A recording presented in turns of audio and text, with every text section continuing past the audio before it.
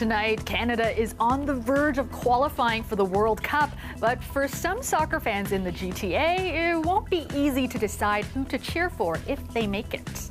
Well, at the moment, Jamaica has no hope of qualifying, so.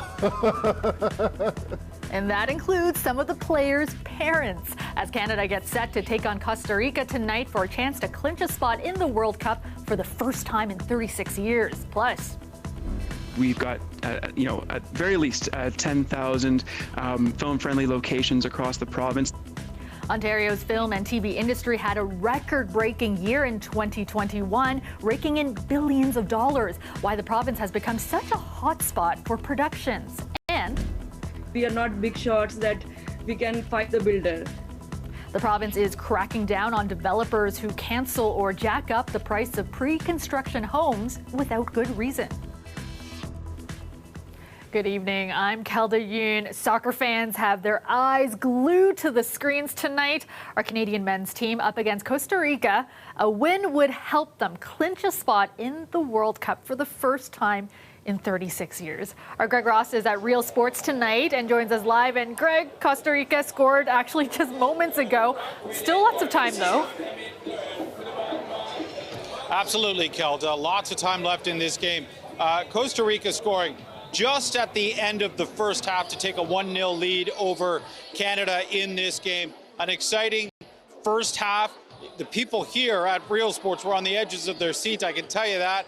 Lots of excitement, lots of buzz, because as you mentioned, with a win tonight, Canada will guarantee themselves a spot in this year's World Cup in Qatar. It'll be the first time in nearly 4 decades that a Canadian team will play in the World Cup if they can get that done. Even with a draw tonight, there are a few scenarios where they can clinch a spot in the World Cup. In fact, there are also some scenarios that they can clinch with a loss tonight as well. So not all is lost, and Canada still does have a few more games to play after this one in this qualifying round. So lots of opportunities for Canada to clinch. They just need the one victory, and they can still get it here tonight with half a match of soccer left to play. Now, for a lot of the fans here, they're not used to cheering for Canada at this time of year when we're getting ready for a World Cup. They're used to cheering for their other favorite teams. In such a multicultural city like Toronto and the GTA, of course, people cheer for the teams where, their heritage is from, where their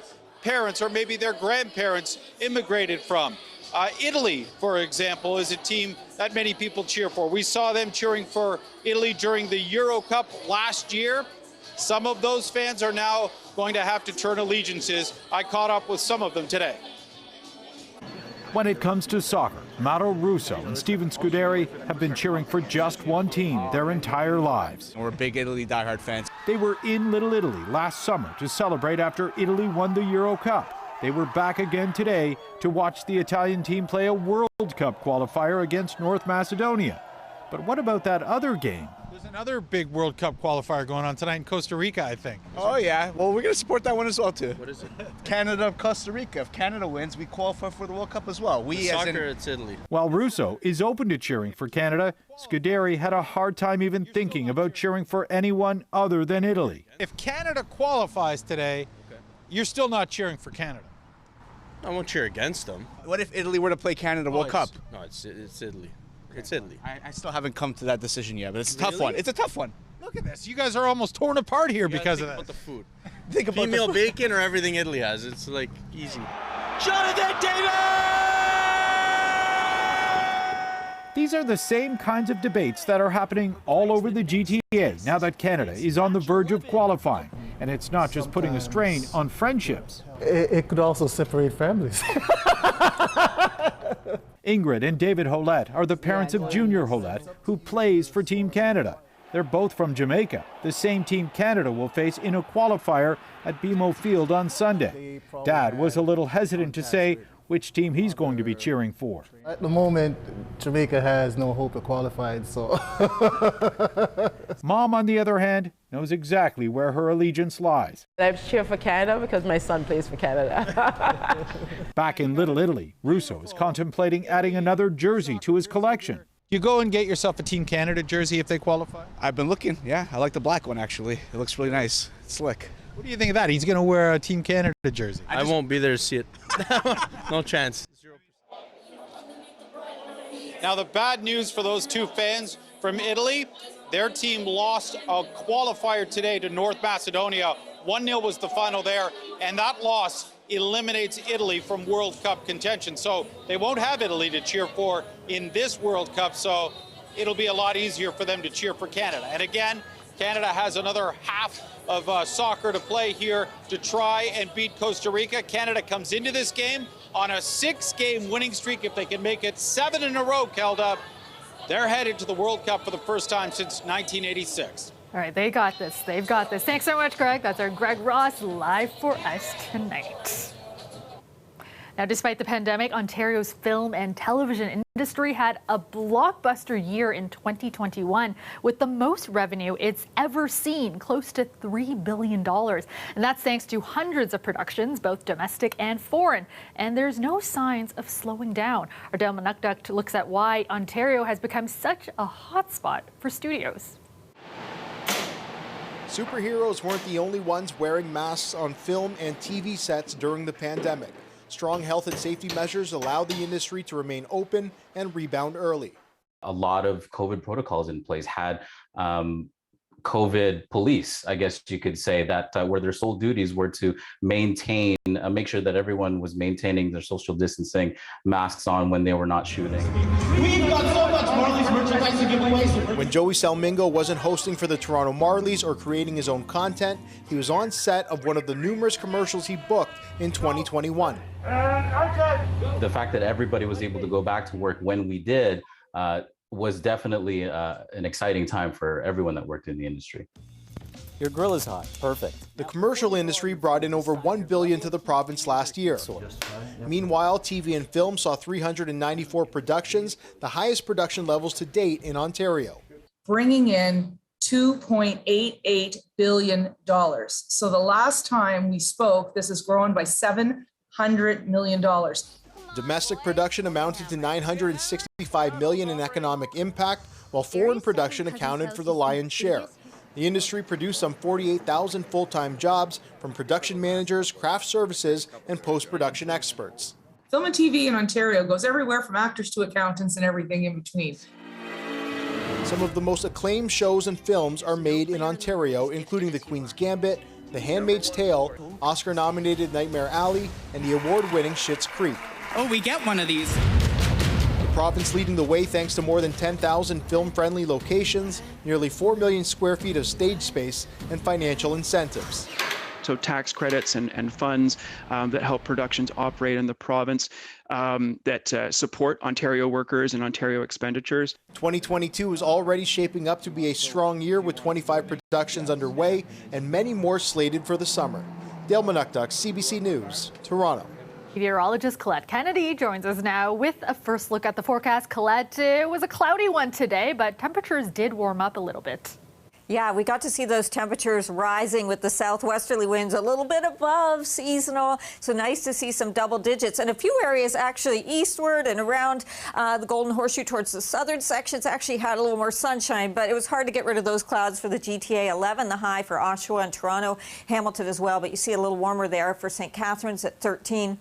Not quite into the double digits. Winds are just that high of 9 degrees. We actually get into some of this clearing that we're seeing in the overnight hours, but it's pretty short-lived. Like, it mostly does happen in the overnight, that by tomorrow morning, early morning, clouds are rolling back in. And along with those clouds, some intermittent showers. So they should be fairly light in nature and kind of off and on sort of thing, mostly off, but I want you to have an umbrella or be prepared for that. And we'll be seeing a little bit to the west, some wet flurries in there as well, even showers into the afternoon into southwestern Ontario. So that's that kind of off and on to be prepared for. Mild overnight 4, but tomorrow's daytime high closer to seasonal at 6. Thanks so much, Colette. A man was found dead in Mississauga after a vehicle he was in plunged into Lake Ontario this morning. Ali Chiasson has the details.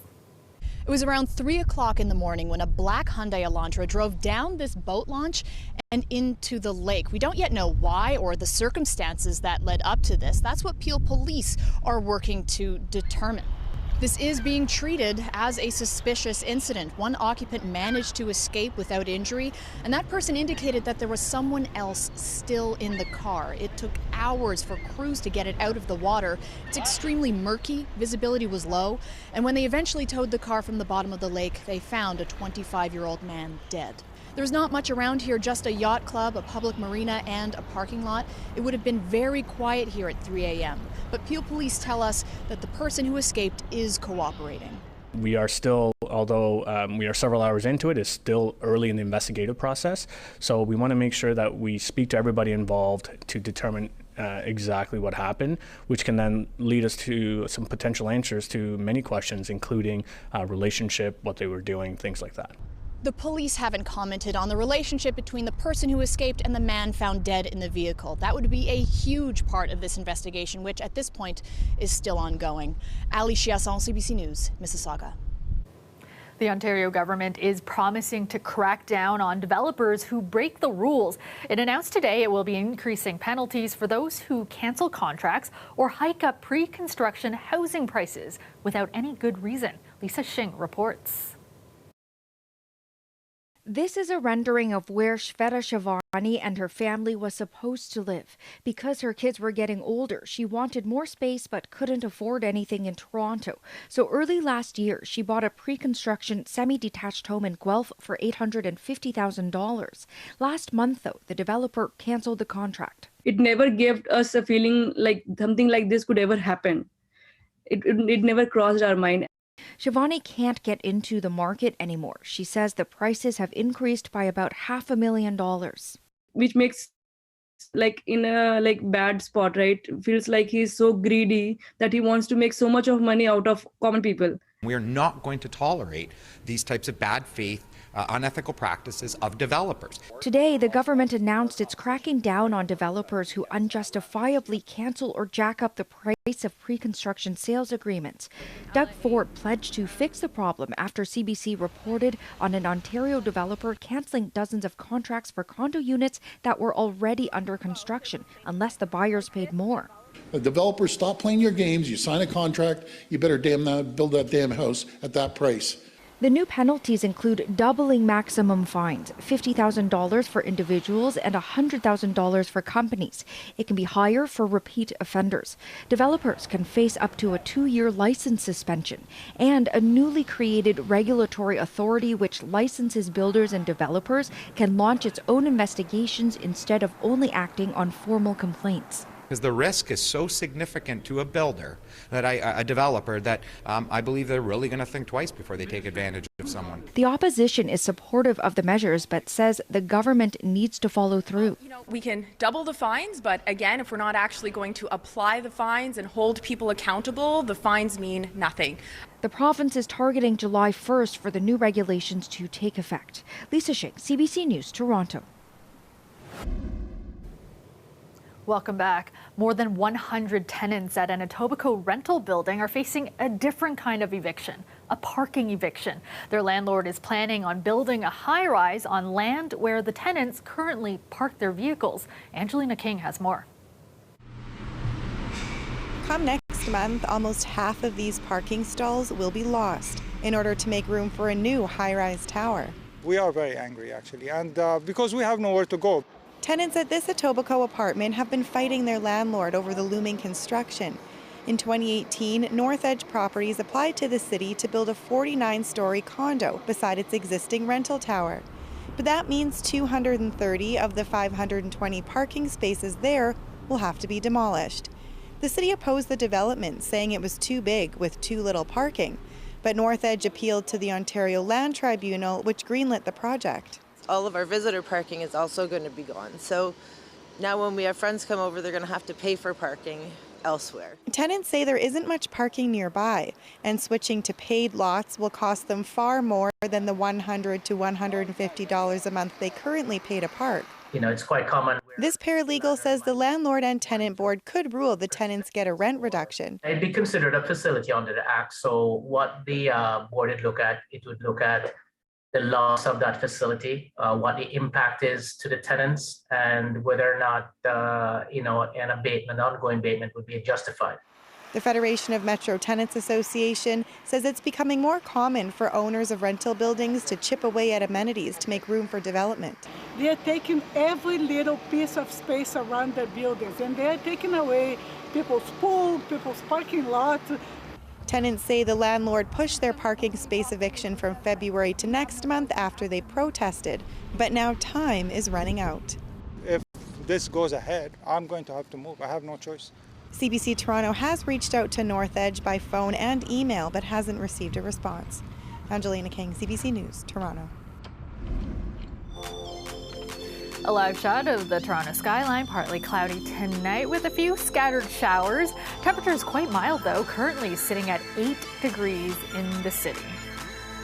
Let's go back to Colette now with a look at your extended forecast. And Colette will be needing our umbrellas again tomorrow.